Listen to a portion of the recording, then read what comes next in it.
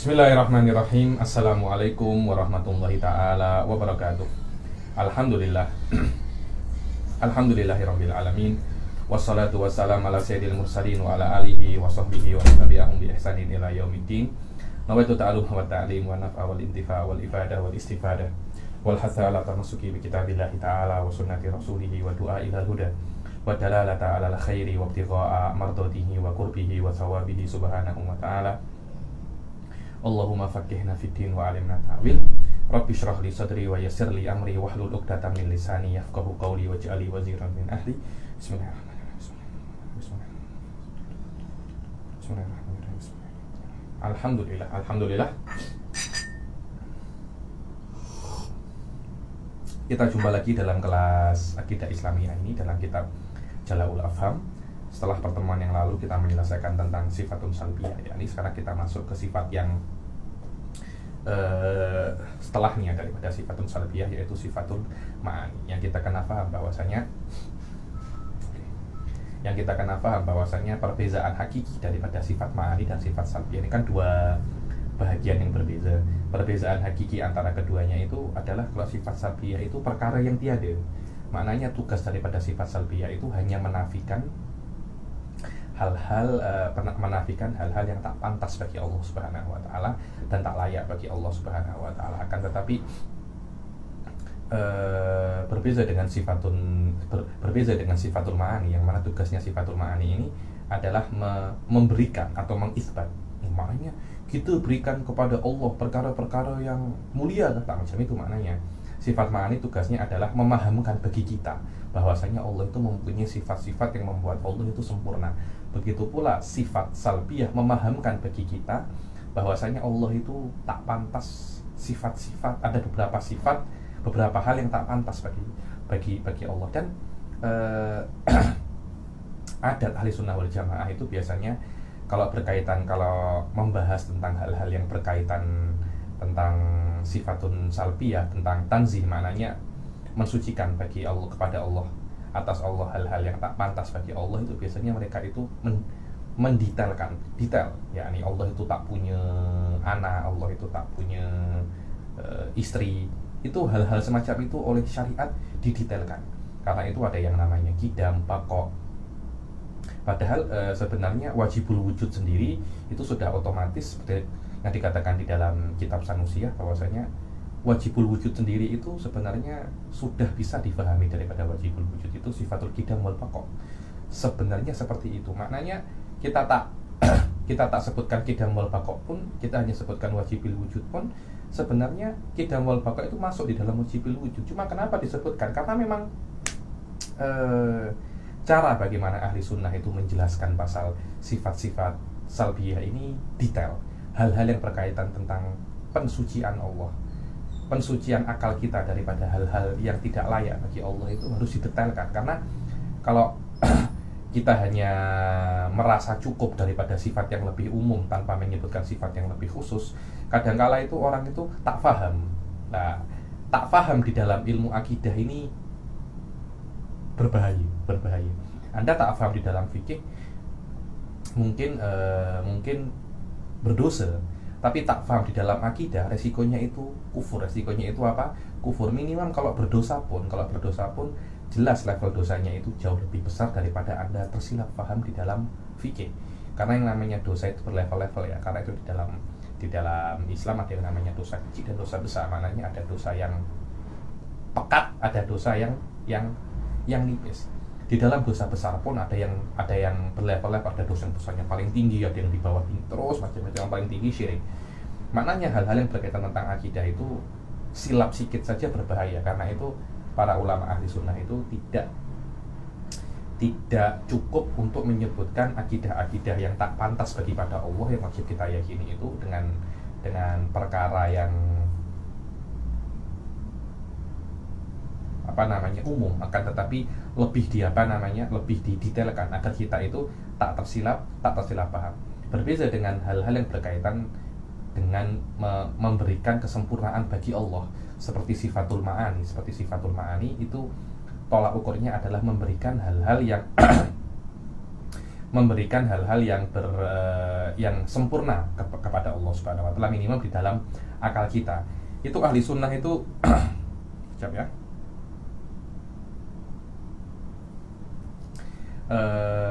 Ahli sunnah tak nak detail pasal itu. Kenapa? Karena dari awal kita itu diberitahu oleh Rasul Shallallahu Alaihi Wasallam bahwasanya Anda akan tahu hakikat daripada Allah. Anda cuma tahu beberapa hal saja. Karena itu hal-hal yang berkaitan tentang sifat-sifat yang ada pada zat Allah Subhanahu Wa Taala kita tak diberitahu banyak, hanya sedikit saja. Dan cara ini saya kira bertolak belakang dengan bagaimana Wahabiyah itu deal dengan sifat-sifat Allah Subhanahu Wa Taala. Mereka sebaliknya, hal-hal yang berkaitan tentang tanzih, tentang mensucikan Allah, mereka lebih global, maknanya tak detail. Akan tetapi hal-hal yang berkaitan tentang itsbat dengan makna memberikan kesempurnaan bagi Allah, mereka detail. Karena itu mereka mempunyai bab namanya al-asma wa sifat. Apa itu asma wa sifat? Asma wa sifat itu adalah secara global adalah sifat-sifat yang ada di dalam hadis, akan tetapi tidak ada dalil qat'i untuk sifat-sifat itu, tapi disebutkan di dalam hadis. Itu namanya al-asma wa sifat, seperti yad, ain, rejil. Semuanya itu adalah pembahasan-pembahasan yang ada di dalam Wahabi. Ahli sunnah wal jamaah tidak melihat itu sebagai pembahasan inti di dalam akidah. Akan tetapi mereka mempunyai kaidah seperti yang satu disebutkan oleh Sahib Jauharah, wa kullu nasin awhamat tashbiha awilhu awfawid warum tanziha. Hal-hal yang berkaitan tentang isbat kamalat yang pada diri Allah mengisyaratkan ada semacam persamaan antara Allah dan makhluknya, itu kena ditakwil. Itu je. So, maknanya hal-hal yang berkaitan tentang isbatul kamalat lillah subhanahu wa ta'ala itu bukan perkara yang yang dipandang terlampau detail, terlampau esensi di dalam ilmu tauhid. Kenapa? Karena dari awal Anbiya wa Rasul itu mengatakan kepada kita, engkau tak akan tahu hakikat Allah. Bahkan setelah engkau mati, engkau tak akan tahu. Kenapa? Karena Allah itu qadim, sedangkan Anda itu hadis. Perkara yang hadis tidak akan mampu untuk mengetahui perkara yang qadim. Walaupun Anta sudah meninggal. Wa mu'tamad jumhur ahli sunnah wal jumhur ahli sunnah wal jamaah. Wallahu a'lam. Ini adalah sebuah intermezzo, pengenalan muqaddimah. Kenapa di dalam sifat-sifat salbiyah atau yang berkaitan tentang tanzih, ahli sunnah itu mendetailkan, detail sangat. Akan tetapi di dalam babul isbat, ahli sunnah itu tak terlampau detail, berbeza dengan berbeza dengan Wahabi. Falasifah pun di kelompok yang berbeza daripada orang-orang Islam, tak jauh beza daripada Wahabi dari perspektif detail dan tak detail. Mereka mengklaim bahwasanya mereka itu mengetahui hal-hal yang berkaitan tentang zat Allah secara qat'i daripada dalil akli yang semuanya dibantah oleh Imam Ghazali dalam kitabnya Tahafutul Falasifah. Dan di antara hal-hal yang berkaitan tentang kesempurnaan bagi Allah Subhanahu wa ta'ala, ahli sunnah itu hanya mengatakan ada 7, yaitu sifatul ma'ani. 7 itu pun masih ada khilaf. Minimal 2 di antara 7 itu masih mukhtalafun fihi, yaitu as-sama' wal basar. Yang mana sama' wal basar ini menurut jumhur ahli sunnah itu adalah sifat yang wujud, yang hakiki. Akan tetapi menurut guru saya Syekh Said Foda, bahwasanya itu adalah salah satu perspektif daripada ilmu. Maknanya sama' wal basar itu adalah turunan daripada ilmu. Tidak ada sifat asing yang namanya sama' wal basar, akan tetapi itu adalah turunan daripada sifat ilm. Dan ini adalah salah satu pendapat Imam Asy'ari yang disebutkan di dalam kitabnya beliau, di dalam kalamnya beliau yang dinukil oleh Ibn Furaq, namanya Mujarrad Maqalatul Asy'ari. Jadi dari 7 itu yang muktamad itu hanya 5 aja, Yusuf. Yang muktamad hanya 5. Sekiranya 5 ini tidak ada yang khilaf, bahwasanya 5 ini memang benar-benar tsabit lillah subhanahu wa ta'ala. Kenapa? Ya kembali kepada kaidah yang disebutkan oleh para anbiya, bahwasanya engkau tidak akan tahu hakikat Allah. Semakin sedikit engkau mengetahui hakikat Allah, itu menurut saya lebih baik bagi engkau. Kenapa? Karena hakikat Anda yang sebagai makhluk ini tidak akan mampu untuk memahami hakikat Allah Subhanahu wa ta'ala. Allah hanya memberitahu tentangnya sebagian kecil saja, yang mana sebagian kecil ini cukup untuk Anda gunakan sebagai basic keimanan Anda, dan semua amal perbuatan Anda terbina di atas apa yang disebutkan oleh Allah. Adapun semua sifat Allah engkau tak akan mampu, karena itu 20 sifat ini bukan hanya sifat Allah itu 20, tidak, akan tetapi 20 ini adalah apa yang Allah izinkan kepada hambanya untuk diketahui. Di atas itu benar pun Anda salah. So, tengok, di atas itu benar pun Anda salah. Kenapa? Kalau ada perspektif, ada unsur Anda itu macam tak pantas ingin mengetahui tentang zat yang lebih mulia daripada Anda, ya nih. Karena kalau umpamanya ada raja, kemudian Anda intip-intip dia punya bilik, dia akan marah. Kenapa engkau intip-intip bilik saya? Engkau tak ada adab. Engkau tak ada adab. Begitulah bagaimana ulama ahli sunnah itu mengatakan bahwasanya di atas sifat-sifat ini benar pun Anda salah. Kenapa? Karena Anda tidak diizinkan oleh Allah Subhanahu wa taala untuk menggali lebih dalam daripada rahasia-rahasia ketuhanan. Kenapa? Karena kalau Allah memberikan lebih daripada ini, takutnya hardware Anda itu dan software Anda tak mampu untuk menerima program-program ini, tak akan mampu. Mungkin nanti ketika Anda sudah meninggal, hardware Anda juga akan di-update oleh Allah. Allah akan memberikan sedikit lebih banyak daripada apa yang Anda ketahui daripada yang ada di dunia. Itulah yang dinamakan oleh para ahli sunnah dengan nama ru'yatullah. Maknanya Allah akan memberikan Anda ilmu yang lebih banyak daripada tentang Allah, ya, itu pada sifat 20. Contohnya mungkin nanti di akhirat Allah akan memberikan lebih daripada sifat 20 tentang Allah Subhanahu wa taala yang Anda ketahui di dunia, ya. Di dunia Anda hanya mengetahui sifat 20, nanti di akhirat Allah Subhanahu wa taala akan akan lebih, Allah Subhanahu wa taala akan lebih memberitahu kepada Anda tentang sifat-sifat Subhanahu wa ta'ala. Jayyid jiddan.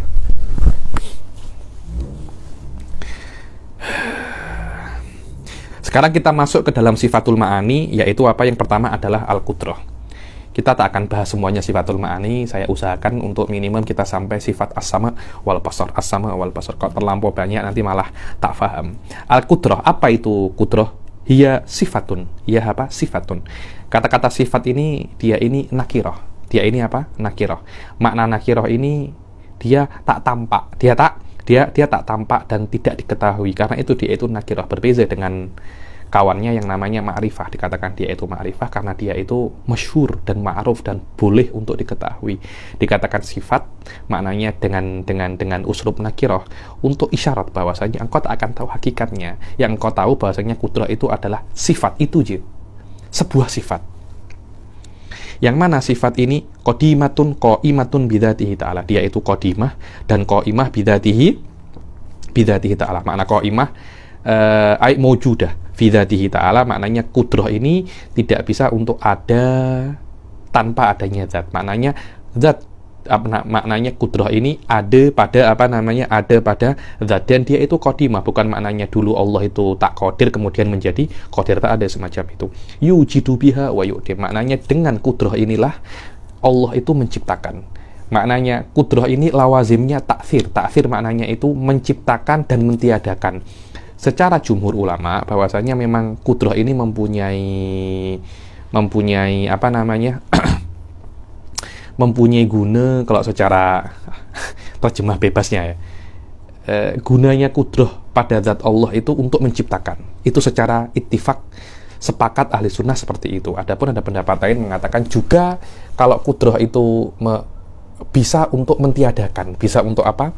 Mentiadakan. Maknanya kalau Allah itu nak menghancurkan sesuatu, nak menciptakan dunia menggunakan qudrah, nak menghilangkan dunia, yu'dim itu kan menghilangkan. Nak menghilangkan dunia macam mana? Dengan qudrah. Ini ada khilaf indah ahli sunnah, kan tetapi jumhur Asy'ariyah, majority ulama ahli sunnah itu mengatakan bahwasanya wadhifah asasiyah, guna asasiyah daripada qudrah itu hanya menciptakan saja. Adapun menghancurkan, Allah tak pakai qudrah. Tapi bagaimana stop menggunakan kudroh. Suf, tengok.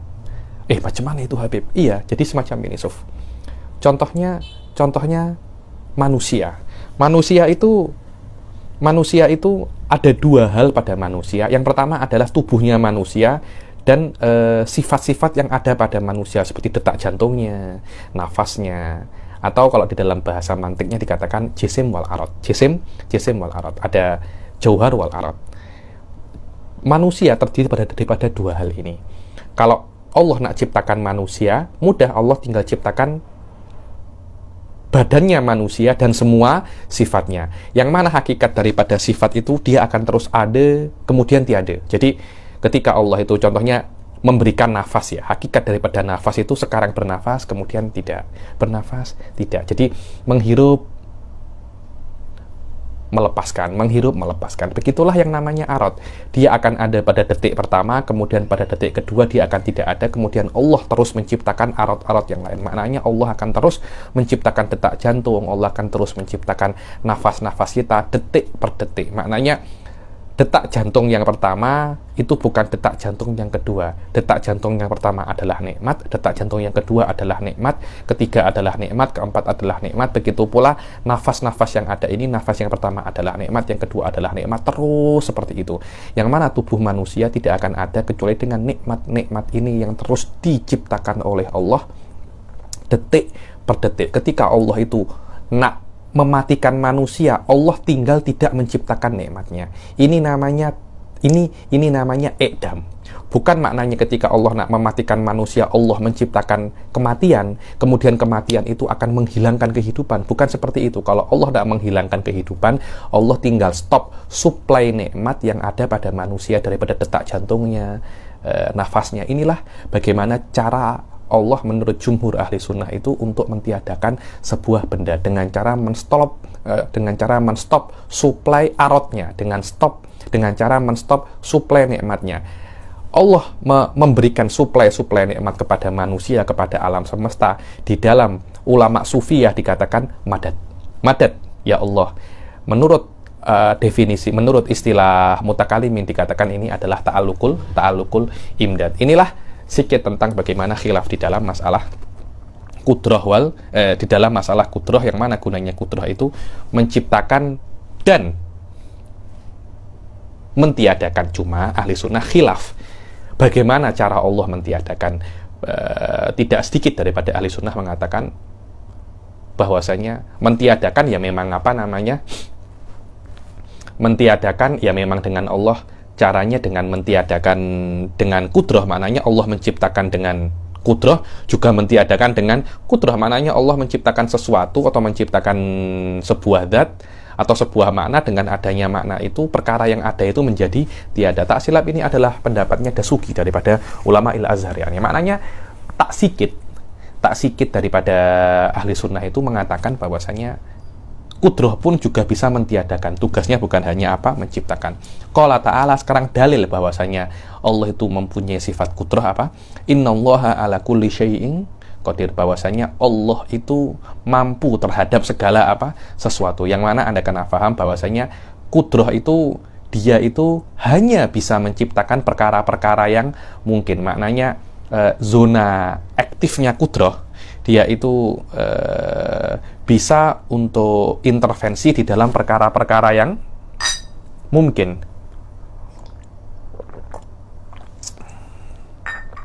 Adapun perkara-perkara yang mustahil dan wajib, kudroh la yata'allaq, maknanya tidak ada kena-mengena dengan perkara yang wajib dan perkara yang mustahil. Maknanya kudroh tidak bisa menciptakan perkara yang wajib karena ada akan tahsilul hasil. Tahsilul hasil, perkara yang ada kok diciptakan untuk apa? Atau kalau kudroh nak menciptakan perkara yang mustahil, contohnya kudroh nak menciptakan sekutunya Allah, tak akan mungkin. Kenapa? Karena kalau dia itu mustahil, maknanya dia tidak mungkin ada. Selama dia tidak mungkin ada, maka macam mana kudroh nak adakan? Akhirnya perkara yang mustahil akan menjadi perkara yang mungkin. Dan ini perkara-perkara yang badihi, ini perkara-perkara yang badihi, yang mana beberapa ulama dalam badihinya ini pun ada beberapa yang salah faham di dalam masalah hal semacam ini. Karena itu para ulama ahli sunnah itu mengatakan bahwasanya memahami ahkamul aqliyah ini unsur yang paling penting di dalam ilmu akidah. Kita tengok bagaimana Ibn Hazm al-Andalusi silap faham di dalam masalah ini, dan beliau itu mengatakan di dalam salah satu kitabnya dan dinukil oleh Imam Sanusi, dan Imam Sanusi Sahib Umul Barohin mengkritik Ibnu Hazm dalam kitabnya bahwasanya beliau mengatakan bahwasanya kalau Allah itu nak punya anak, Allah pasti boleh. Loh, punya anak bagi Allah itu mustahil. Punya anak bagi Allah itu mustahil. Maknanya Allah kudrahnya tidak ada kena-mengena untuk agar Allah itu mempunyai anak.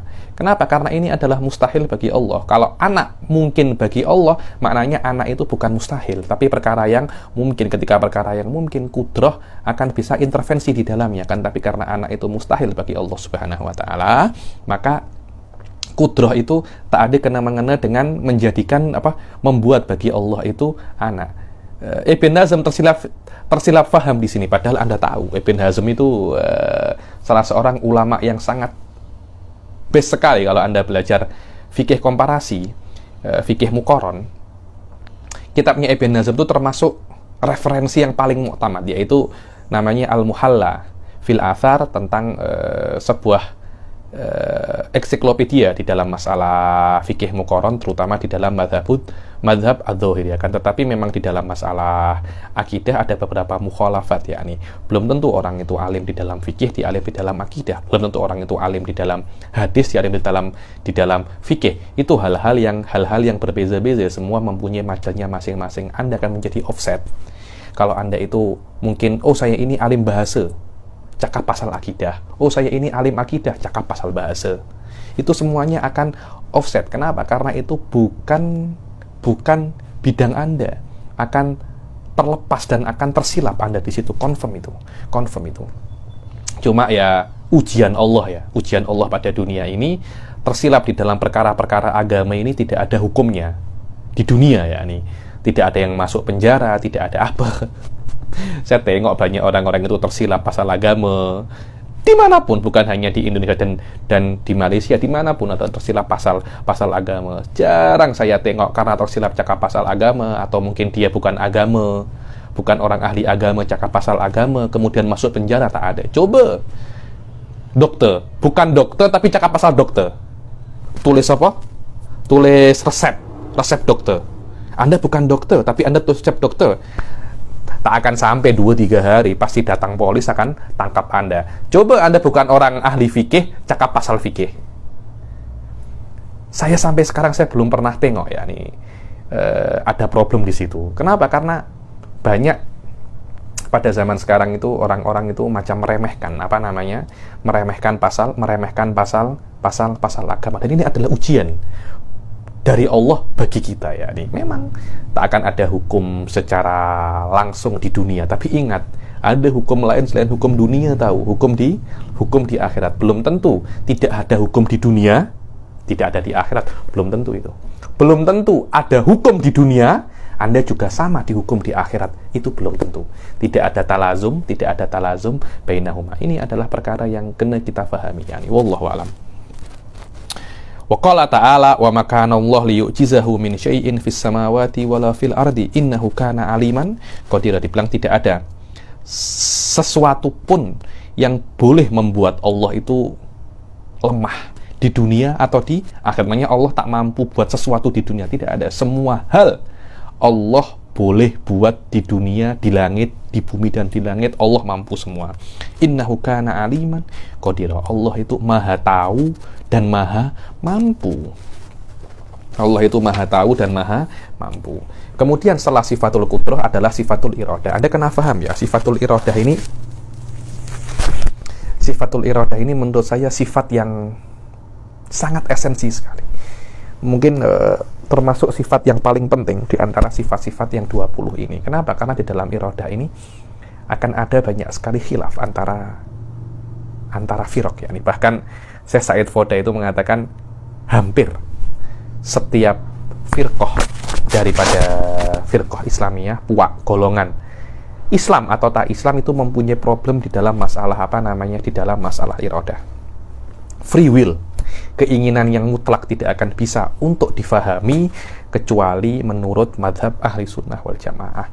Mu'tazilah pun punya problem pasal iradah, Wahabi pun punya problem masalah iradah, falasifah pun punya problem masalah iradah. Hampir semua orang itu, hampir semua firqah itu mempunyai problem pasal iradah. Kenapa? Karena menurut mereka iradah itu tidak seperti yang difahami oleh ahli sunnah. Adapun menurut ahli sunnah, apa itu iradah? Iradah itu adalah keinginan. Apa itu keinginan? Keinginan itu adalah di dalam ahli sunnah ya, sifat Allah yang maknanya iradah itu adalah takhsisul mumkin. Apa itu takhsisul mumkin?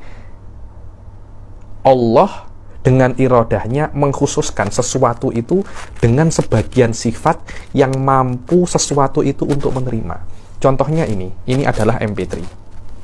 MP3 ini mempunyai sifat. Dia persegi panjang, warnanya hitam. Di sini ada merahnya, kemudian juga di sini ada merah, kemudian tombolnya ini putih. Ini adalah sifat yang boleh diterima oleh MP3 dari banyak sekali possibility. MP3 ini boleh bulat tahu, boleh persegi 3, boleh persegi 6. Dari banyak sekali possibility dikhususkan possibility persegi panjang. Begitu pula warnanya. Warnanya itu ada hitam, bisa merah, bisa kuning, bisa biru. Dari banyaknya possibility itu, kalau di warna, dipilih warna apa namanya? Dipilih warna hitam. Itulah yang namanya iradah. Itulah yang namanya apa? Iradah. Yang maknanya iradah adalah Allah mengkhususkan sesuatu yang mungkin dari beberapa sifat yang mungkin dia terima.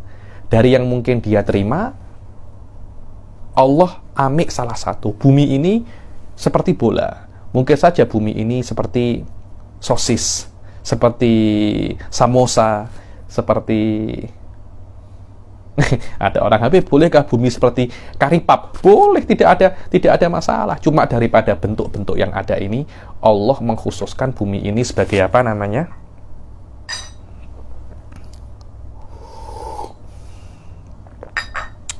Allah mengkhususkan bumi ini dalam bentuk bola, ya, dalam bentuk bola. Itulah yang namanya taksis. Dan ketika Allah itu mengkhususkan bumi ini dalam bentuk bola, terus bumi ini bisa ada, bisa tiada. Allah mengkhususkan bumi ini ada daripada ketiadaannya. Allah mungkin saja untuk tidak menciptakan bumi. Itu namanya taksis. Mungkin ada, mungkin tiada, diadakan. Mungkin bulat, mungkin segitiga, dibulatkan. Mungkin bumi ini di kiri, di kanan, diletak di tempat di mana Allah itu nak. Mungkin dekatnya matahari, mungkin jauh dari matahari. Di tempat di mana bumi itu ada, Allah mengkhususkan, Allah menginginkan bumi itu di mana, di sekarang tempat bumi itu ada. Kenapa? Kenapa ya Habib? Mungkin akan ada yang tanya, ya Habib, kenapa Allah itu menginginkan bumi dalam bentuk seperti ini? Anda tidak boleh tanya seperti itu. Kenapa? Karena itu adalah hakikat daripada iradah. Kenapa Allah menginginkan bumi itu bentuknya bulat? Ya karena memang itu keinginannya Allah. Sebabnya apa? Allah, kalau sebabnya la yus'alu amma yaf'al wa hum yus'alun. Oh tidak. Allah tidak ditanya kenapa Allah itu nak. Kita ditanya kenapa kita itu nak. Tengok. Allah itu tidak ditanya kenapa Allah itu nak, tapi kenapa kita berbuat, kita ditanya. Kenapa? Karena perbuatan kita itu semuanya dikontrol oleh Allah dan masuk kepada keinginan Allah. Berbeda dengan perbuatan Allah, tidak ada sesuatu apapun yang bisa mengontrol perbuatan Allah Subhanahu wa Ta'ala. Sebagian daripada firqah diantaranya Mu'tazilah itu mengatakan bahwasanya yang namanya iradah itu dia bukan pure keinginan, tapi ada unsur di dalamnya itu maslahat. Maknanya Anda tidak akan menginginkan sesuatu kecuali ada maslahatnya. Contohnya, pada jam ini Anda melihat kelas saya. Kenapa? Di antara banyak kemungkinan, mungkin Anda tengok film Korea, mungkin Anda tengok anime, mungkin Anda tengok film Hollywood, Bollywood, ada lagi saya dengar katanya ada lagi yang namanya Tollywood, yang namanya Tollywood. Dari banyaknya kemungkinan ini, kenapa Anda tengok kelas saya? Pasti ada maslahah di dalamnya, bukan hanya pure keinginan, ada yang namanya maslahah. Tengok. Jadi di dalam yang namanya keinginan itu ada unsur ditambahi plus dengan maslahah yang mana maslahah itu akan kembali kepada diri Anta. Begitu pula Allah Subhanahu wa Ta'ala ketika menciptakan sesuatu itu ada semacam maslahah bagi dirinya. Itu menurut siapa? Menurut Mu'tazilah. Hal semacam ini langsung ditolak oleh ahli sunnah. Dibilang kalau memang Allah itu ada maslahah, maknanya Allah itu memerlukan kepada selain Allah Subhanahu wa Ta'ala, dan itu bertentangan dengan hakikat daripada kesempurnaan. Apa itu kesempurnaan? Bahwasanya makna kesempurnaan adalah Allah tidak bergantung kepada selainnya. Kalau Allah bergantung kepada selainnya, itu maknanya Allah itu tidak sempurna. Apapun yang menjadi kesempurnaan kepada Allah, tidak bergantung kesempurnaan itu kepada selain Allah. Kalau kesempurnaan Allah bergantung kepada selain Allah, itu namanya tidak sempurna, itu namanya kekurangan. Kalau kesempurnaan Allah bergantung terhadap menciptakan alam semesta, maknanya Allah itu kurang. Dan ini apa yang diyakini oleh Wahabi yang mengatakan bahwasanya Allah itu menjadi sempurna kalau Allah itu menciptakan alam semesta. Maknanya Allah tidak mempunyai pilihan kecuali Allah menciptakan alam semesta. Karena kenapa? Dengan menciptakan alam semesta, Allah itu menjadi sempurna. Berbeda dengan ahli sunnah. Ahli sunnah, Allah boleh saja tidak menciptakan alam semesta, boleh saja. Allah menciptakan alam semesta Tuhan, tidak menciptakan alam semesta juga Tuhan. Karena itu, kemarin saya sebutkan di dalam Zubat apa? Ahdatsahu lalihtiya ilah walau arada tarkahu lam mubtada. Dibilang Allah itu menciptakan alam semesta bahkan bukan karena Allah nak jadi Tuhan. Tidak menciptakan alam semesta pun Allah Tuhan, menciptakan alam semesta pun Allah juga Tuhan. Terus kenapa Allah menciptakan alam semesta? Nak aja. Pure karena keinginan Allah. Allah mempunyai hikmah, tapi Allah tidak mempunyai maslahah di dalam di dalam menciptakan alam semesta ini. Apa itu hikmah? Hikmah itu adalah maksud tersembunyi, yang dimana maksud tersembunyi itu ada untuk orang-orang itu mendapat faedah daripada Allah, bukan Allah mendapat faedah daripada manusia. Allah itu menciptakan kalian agar kalian itu ambil manfaat daripada Allah, bukan Allah ambil manfaat daripada Anda. Allah tak perlu. Ini adalah perkara yang kena kita fahami tahu di dalam semua amal ibadah kita. Kita sholat bukan karena itu untung bagi Allah. Engkau kenapa suruh aku sholat tuh? Engkau sholat tak sholat, itu yang rugi, yang untung itu engkau. Engkau sholat, engkau yang untung. Engkau tak sholat, engkau yang rugi. Engkau tak sholat, engkau sholat. Allah tetap apa namanya? Tetap Tuhan. Ada tak ada engkau, Allah tetap Tuhan. Inilah yang namanya apa? Iradah. Karena itu definisi iradah apa? Wahiyya sifatun qadimatun. Iradah itu adalah apa? Sifat. Dan ini menunjukkan bahwasanya orang-orang itu tidak ada yang mengetahui apa itu hakikat daripada apa? Apa itu hakikat daripada iradah? Karena iradah itu adalah apa? Sifatun. Sebuah sifat. Qadimah. Yang mananya dari dahulu Allah itu sejak zaman azali, sejak zaman qadim, Allah itu sudah bersifat iradah. Maknanya iradah Allah itu maujudun bila bidayah. Qaimatun bidzatihi ta'ala. Yang namanya iradah itu ada pada zat Allah Subhanahu wa Ta'ala. Yukhassisu mungkin biba'di ma yajuzu alaihi. Bilang yang mana guna daripada iradah itu adalah lawazim iradah itu adalah mengkhususkan sebuah perkara mungkin daripada hal-hal yang mungkin untuknya, sifat-sifat yang mungkin untuknya. Sebagian ulama itu dibilang yang khusus untuk mungkin itu ada beberapa hal, di antaranya wujud dan adam,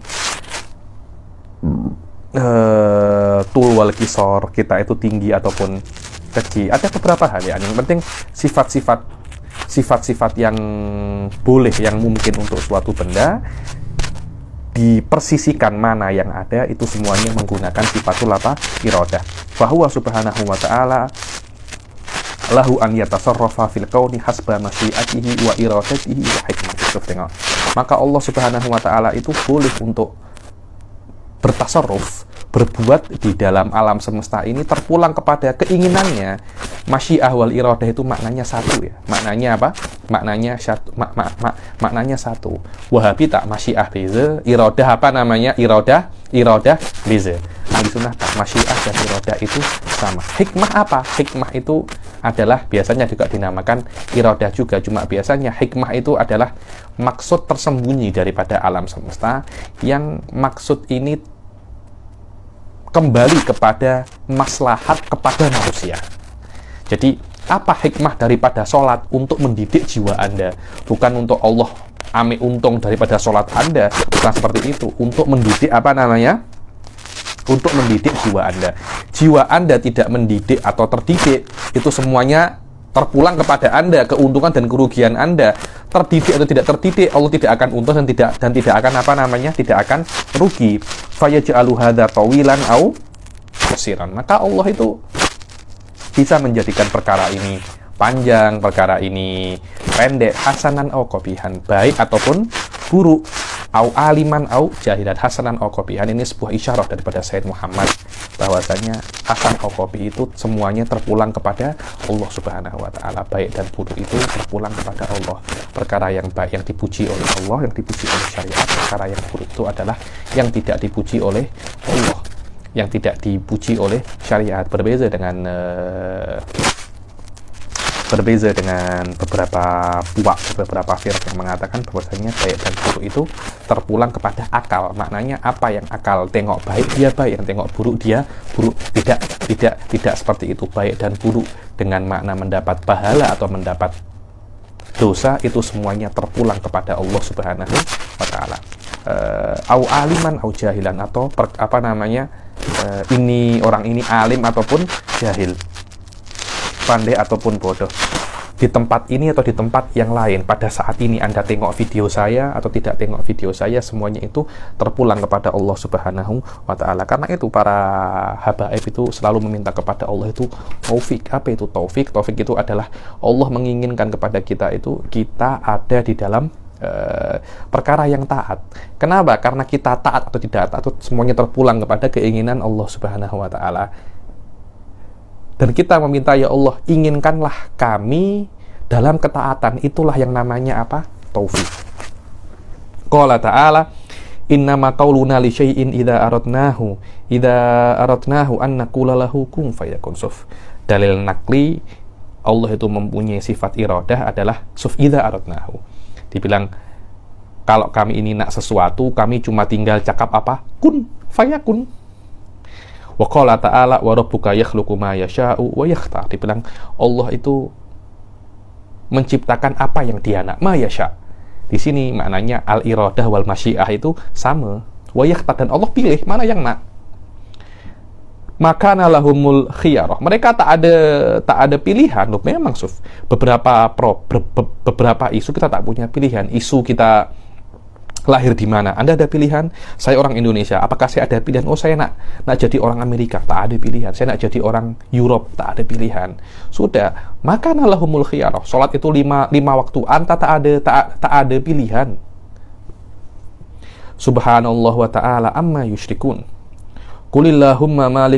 Qulillahumma malikal mulki tu'til mulka man tasha' wa tanzi'ul mulka mimman tasha'. Dibilang, wahai ya Allah, Malikal mulki, raja daripada segalanya, Engkau memberi kekuasaan mantasya kepada siapa yang Engkau nak, mantasya, dan Engkau ambil kekuasaan dari siapa yang Engkau nak, wa tu'izzu mantasya wa tudhillu mantasya biyadikal khair innaka ala kulli syai'in qadir. Wa qala ta'ala lillahi mulkus samawati wal ard yakhluqu ma yasha'u wa yahabu liman yasha'u inatha wa yahabu liman yasha'u dzukur. Dibilang Allah itu menciptakan apa yang Dia nak. Allah beri kepada siapa yang Allah nak anak perempuan, dan Allah beri kepada siapa yang Allah nak anak laki-laki. Au yuzawwijuhum dzukronan wa inatha. Dibilang Allah akan menikahkan kepada mereka itu laki-laki dan perempuan. Wa yaj'alu may yasha'u aqima. Kalau Allah nak, Allah jadikan orang itu akim, tak boleh punya anak. Innahu alimun qadir. Inilah sifat iradah, dan Anda kena tahu bahwasanya yang namanya kudrah itu terbina atas iradah. Maknanya Allah akan menciptakan apa yang Allah nak. Yakhluqu ma yasha. Khalq itu terbina maknanya adalah iradah, maknanya adalah kudrah. Allah menciptakan apa yang Allah nak. Kalau Allah tak nak, mustahil Allah ciptakan. Kenapa? Karena yang namanya kudrah itu terbina daripada apa? Iradah. Dan sifat yang ketiga yang ada kena-mengena dengan kudrah dan iradah adalah ilm. Apa itu ilm? Ilm adalah sebuah sifat, yang mana sifat itu, dengan sifat itu biasanya diibaratkan dengan kata yang kasyif. Mana yang kasyif itu, karena ada ilmu ini, segala hal yang ada di dunia ini, perkara, segala hal yakni mungkin, mungkin, mustahil, dan wajib, semua itu akan diketahui hakikatnya oleh Allah Subhanahu wa Ta'ala. Berbeza dengan kita ini tidak tahu hakikat. Manusia pun kita tak tahu hakikatnya. Kita cuma tahu beberapa hal yang berkaitan tentang manusia. Tapi apa hakikatnya manusia, kita tak tahu. Kita hanya tahu manusia itu bisa berpikir, manusia itu bisa belajar, manusia itu bisa menikah, manusia itu bisa bekerja. Tapi apa hakikat manusia? Pasti cakap, apa itu manusia? Hayawanun natik. Guru saya Mbak Udon tuh pasti ketika nak mocking manatikoh itu, engkau ini belajar mantik hanya tahu hayawan natik je, hanya tahu hayawan natik je. Memang hayawan natik yang dikatakan oleh para manatikoh itu sebagai hakikat daripada manusia itu hanya contoh je. Manusia itu tidak mungkin yang dimuliakan oleh Allah, laqad karramna bani Adam, dikatakan hakikatnya adalah hayawanun natik. Nanti ada yang tak setuju, orang-orang Syiah cakapnya, ada satu orang namanya Syekh Ali Abud, salah seorang muridnya Kamal Haidari, seorang ulama Syiah sekarang, mengatakan bahwasanya definisi manusia itu hayawan filosof. Allah yakhrib baitak. Hayawan filosof, bukan hayawan natik, tapi apa? Hayawan filosof. Apa itu filosof? Karena manusia itu bisa untuk abstraksi perkara-perkara yang kuli, ya, di perkara-perkara yang kuli, berbeza dengan selain manusia.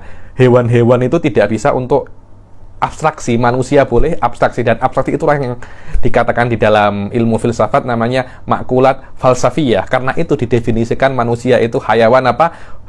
Hayawan filosof. Alamak, saya bilang lah hayawan filosof wala tailosof wala syek.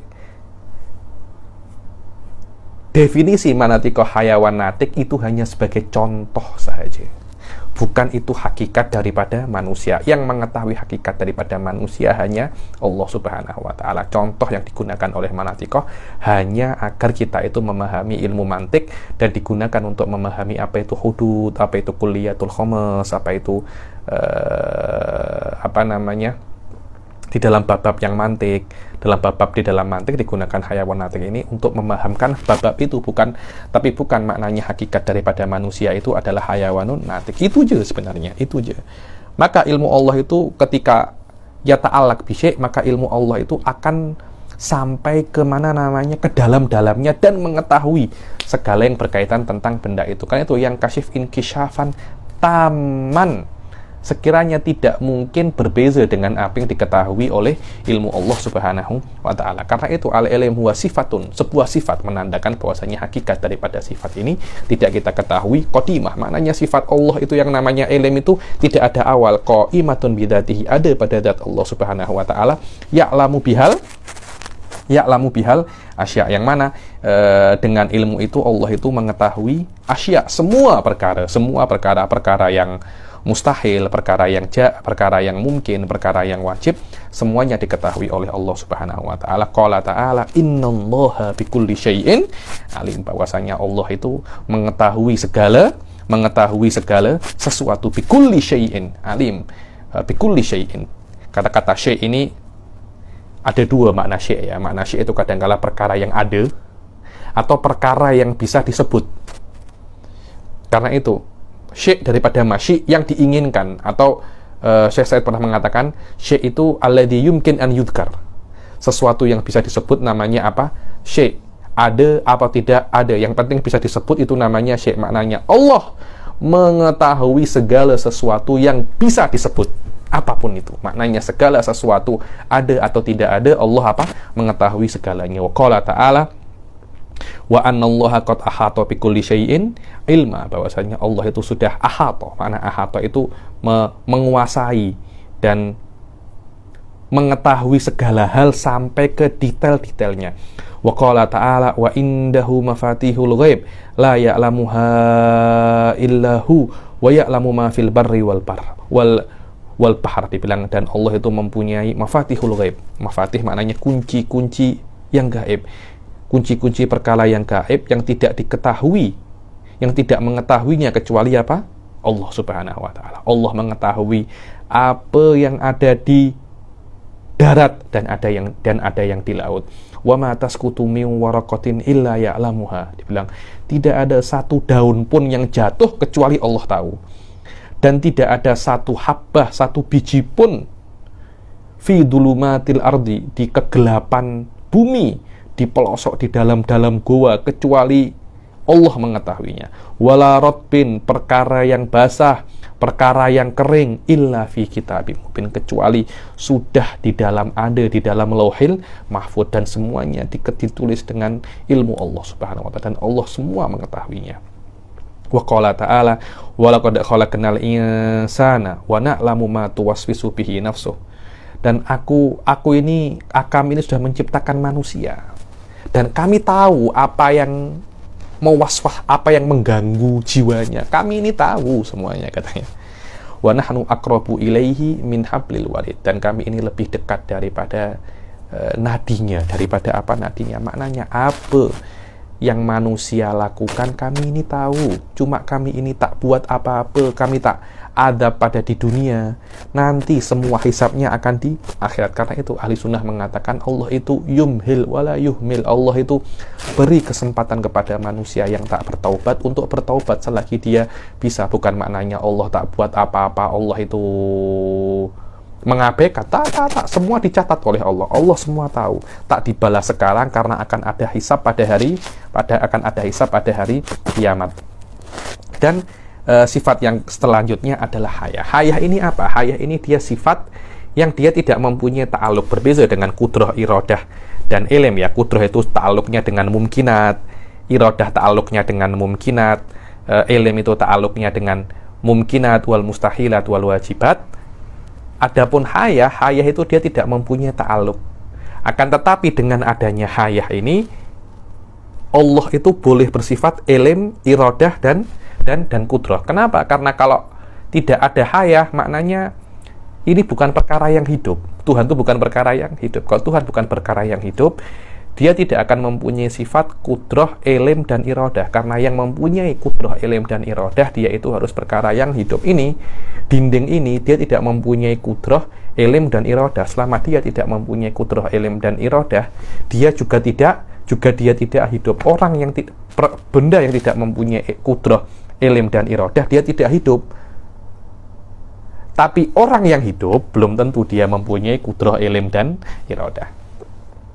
Inilah yang namanya hayah, yakni hidup. Apa itu hidup? Dibilang sifatun qadimatun qaimatun bidzati. Dibilang hayah adalah sifat yang tidak ada awalnya. Dia sebuah sifat. Yang mana sebuah sifat ini maknanya kita tidak tahu hakikatnya. Qadimah tidak mempunyai awal, qaimatun bidzatihi tusahhih. Tusahhih maknanya dengan adanya haya, Allah itu boleh untuk bersifat ilm, kudrah, dan iradah. Kenapa? Kalau tidak ada haya, maknanya bukan perkara yang hidup. Jika bukan perkara yang hidup, dia tidak akan mungkin mempunyai tiga sifat ini. Karena adanya hidup, tiga sifat ini boleh pada Allah Subhanahu wa Ta'ala. Tusahhihu lahu ay syartun, biasanya syartun lil ittisaf, maknanya adalah syarat untuk bisa bersifat kudrah dan iradah wal ilm wa sama wal basar wal kalam. Falau lam yakun ta'ala hayyan ma thabatat lahu hadhihi sifat. Kalau Allah itu tidak hidup, niscaya Allah itu tidak bisa untuk mempunyai sifat untuk mempunyai sifat-sifat ini. Wa qala ta'ala wa tawakkal 'alal hayyil ladzi la yamut. Apa dalil Allah itu mempunyai sifat haya? Dalil Allah mempunyai sifat haya itu adalah qauluhu ta'ala, danakli ya, tawakkal 'alal hayy, yang maha hidup. Yang maha hidup. Wa qala ta'ala huwal hayyu, hayyu, yang maha hidup, la ilaha illa huwa fad'uhu mukhlishina lahuddin. Wa qala ta'ala wa anatil wujuh, makna anat ay khada'atil wujuh lil hayy, hayy, yang maha hidup. Semua wajah ini akan tunduk baik kepada yang maha hidup dan qayyum, yang maha menciptakan langit dan bumi. Yang langit dan bumi perlu kepadanya dan dia tidak perlu kepada langit dan bumi. Empat sifat ini, iradah, kudrah, ilm, dan haya, dibilang sifat yang bisa diketahui dengan akal. Maknanya walaupun tidak ada ayat-ayat Al-Quran, walaupun tidak ada Nabi yang mengatakan bahwasanya Allah itu hidup, Allah itu mempunyai sifat kudrah, iradah, wal ilm, akal kita akan bisa untuk sampai ke sana. Karena itu dalilnya 4 sifat ini apa? Akli. Dalilnya 4 sifat ini akli. Dari sini beberapa ulama ahli sunnah, diantaranya separuh daripada ahli sunnah, bukan beberapa, separuh, setengah daripada ahli sunnah, yaitu Maturidi, yang madhabnya Maturidi, mengatakan bahwasanya walaupun tidak ada nabi, beriman kepada Allah itu wajib. Maknanya kalau tidak beriman kepada Allah akan masuk neraka. Karena itu yang namanya ahlil fatrah itu menurut Maturidiyah, begitu pula menurut Mu'tazilah tidak ada. Kenapa? Karena 4 sifat ini walaupun tidak ada nabi, Anda bisa faham 4 sifat ini. Asy'ariyah tidak. 4 sifat ini walaupun bisa difahami melewati akal tanpa adanya nabi, akan tetapi kewajiban memahami sifat ini dengan makna kalau memahaminya dan mengetahuinya mendapat pahala, tidak mengetahuinya mendapat dosa, itu tidak bisa diketahui kecuali dengan apa? Dengan nabi. Adapun Mu'tazilah dan Maturidiyah mengatakan tak yah nabi pun Anda bisa dan Anda tahu itu adalah perkara yang wajib, dan ini adalah perkara yang menurut saya esensi sangat vital sangat, karena ada beberapa orang yang tidak pernah mengenal ulama, tidak pernah mengenal Islam, mereka tetap wajib untuk beriman menurut Maturidiyah dan Mu'tazilah. Kalau saya misalkan mungkin di negara-negara yang sangat ketat yang tidak boleh orang luar itu masuk, mungkin kalau sekarang seperti North Korea yang tidak boleh orang-orang itu masuk, agama dilarang, kalau mereka tidak beriman kepada Allah, menurut Mu'tazilah dan Maturidiyah semuanya kekal di neraka Tapi menurut Asy'ariyah tak, mereka semua ahlil fatrah dan mereka semua boleh bisa masuk surga kalau memang tidak ada dai yang sampai masuk ke sana. Ini hanya misal saja. Begitu pula orang-orang yang ada di Banjar Titiwangse, yang ada di hutan-hutan belantara, yang tidak ada tidak ada dai yang bisa masuk ke sana, mereka masuk dalam kategori ahli fatrah. Ya, ahli fatrah maknanya mereka tidak ada ulama atau nabi yang datang kepada mereka yang menjelaskan tentang Islam, karena itu mereka akan masuk surga walaupun mereka tidak beriman kepada Allah Subhanahu wa taala. Berbeza menurut Maturidiyah dan Mu'tazilah, walaupun tidak ada dai atau ulama yang datang kepada Anda, tidak ada nabi yang datang kepada Anda, kalau Anda tidak beriman kepada Allah dengan makna Anda mengetahui Allah itu wajibil wujud, Allah itu mempunyai sifat ilm, kudrah, iradah, dan hayah, maknanya Anda itu kafir dan Anda akan kekal di neraka. Ini berbahaya sangat. Kalau dengan madhabnya Maturidiyah dan Mu'tazilah, yang masuk neraka boleh berkali-kali lipat daripada yang masuk neraka menurut madhabnya Asy'ariyah. Sifat yang selanjutnya adalah sifat apa? As-sama' wal basar. Kita selesaikan sama' wal basar ini. Nanti kita berhenti di sifatul kalam insyaallah. As-sama' wal basar wahuma sifatani qadimatani. Dibilang sama' wal basar ini adalah 2 sifat yang qadimatan. Maknanya yang qadimatan yang tidak ada awalnya. Hakikatnya apa? Kita tak tahu. Cuma kita mengetahui bahwasanya 2 sifat ini ada pada zat Allah Subhanahu wa taala, yang dengan adanya sifat sama' wal basar ini, perkara-perkara yang mawjud ini tankashif. Maknanya Allah mengetahui perkara-perkara yang mawjud. Loh, bezanya sama ilm apa? Beza. Ilm itu mengetahui perkara yang lebih luas daripada sama' wal basar. Oh, macam itu ya? Iya. Karena ilm itu mengetahui perkara yang mungkin, wajib, dan mustahil. Akan tetapi sama' wal basar hanya mengetahui yang mawjud saja. Mawjud itu perkara yang mungkin atau yang wajib.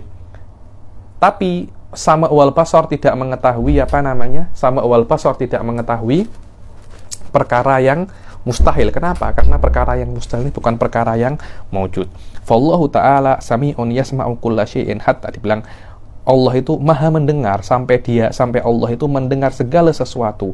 Bahkan Allah itu mendengar dabibun namlatis sauda, hentakan kaki semut hitam ala sokhrotil malsa. Di sokhroh itu batu karang yang licin, hitam. fil lailati dzulma, di malam yang gelap gulita. Allah mendengar itu. Begitu pula Allah itu maha melihat, dan Allah itu maha melihat segala sesuatu yang ada. Maknanya selama sesuatu itu ada, Allah itu boleh melihatnya. Bahkan Allah itu boleh melihat suara, karena suara itu perkara yang ada. Allah boleh mendengar suara, dan Allah boleh melihat suara. Karena suara adalah perkara yang ada, maka sifat basar boleh melihatnya, dan sifat sama juga boleh mendengarnya. Dan sifat sama boleh mendengar warna, tau. Mungkin warna itu boleh didengar. Selama dia ada, dia boleh didengar. Bagaimana mendengarnya? Wallahu a'lam, kita tak tahu. Cuma yang kita ketahui, selama itu mewujud, maka Allah boleh mendengar dan melihatnya. Apa dalil Allah itu mempunyai sifat sama wal basar? Sifat sama wal basar ini dalilnya adalah nakli. Dalilnya adalah nakli, bukan akli. Maknanya kalau tidak ada dalil Al-Quran dan Sunnah, kita tidak akan mengetahui bahwasanya Allah itu sami'un basir. Kita hanya mengetahui Allah itu alim. Allah itu alim, karena kalau Allah itu alim, takyah sama wal basar pun oke. Terus kenapa kok ada sama wal basar kita tidak boleh untuk mengingkari apa yang ada di dalam Al-Quran? Karena di dalam Al-Quran Allah mengatakan Allah itu sami wal basir, kita kena nuthbit ma asbatahullah. Qala ta'ala qad sami Allahu qawla allati tujadiluka fi zawjiha wa tashtaki ila Allah wa wallahu yasma'u tahawurakum. Di dalam suratul Mujadilah Allah mengatakan bahwasanya Allah itu mendengar perkataan perempuan yang berdebat denganmu. Rasulullah berdebat dengan masalah suaminya, dan dia mengadu kepada Allah Subhanahu wa ta'ala. Allah itu mendengar percakapan kalian. Innallaha sami'un basir. Wa qala ta'ala idhaba ila fir'auna innahu tagha. Wahai Musa dan Harun, pergilah kepada Fir'aun. Innahu tagha, dia itu sudah melebihi batas. Faqula lahu qawlan layyinan la'allahu yatadzakkaru aw yakhsha. Katakan kepadanya kata-kata yang lembut, kata-kata yang sedap. Semoga dia itu ingat dan dia itu takut kepada Allah, kepadaku, katanya Allah. Qala rabbana innana nakhafu an yafruta alaina aw yatgha. Nabi Musa dan Nabi Harun takut, ya Allah, kami takut Fir'aun itu akan berbuat macam-macam kepada kami. Katanya Allah, qala la takhafa innani ma'akuma asma'u wa ara. Kau jangan takut, aku suruh engkau dan aku akan cek engkau terus. Aku mendengar dan melihat engkau berdua. Jadi jangan takut. Bukan maknanya aku suruh, aku lepas tangan. Tidak, aku suruh engkau dan aku akan terus menaungimu, dan aku akan terus cek kamu, dan aku akan terus melihat kamu. Kamu jangan takut. Kalau ada apa-apa sebelum Fir'aun buat, aku akan turunkan kekuatanku. Aku akan buat apa yang aku buat. Inilah sama wal basar. Insyaallah yang akan datang kita akan masuk ke sifatul kalam. Sifatul kalam ini dia sikit-sikit pelik sikit. Saya akan jelaskan sedikit mendalam di dalam sifatul kalam ini yang sesuai dengan level basic ini. Karena di dalam sifatul kalam ini banyak pergaduhan, yang mati banyak. Karena itu nak belajar sifatul kalam kena semangat sedikit. Insya Allah kita jumpa di pertemuan yang akan datang. Wabillahi taufiq wal hidayah wa ridha wal inayah. Assalamualaikum warahmatullahi taala wabarakatuh.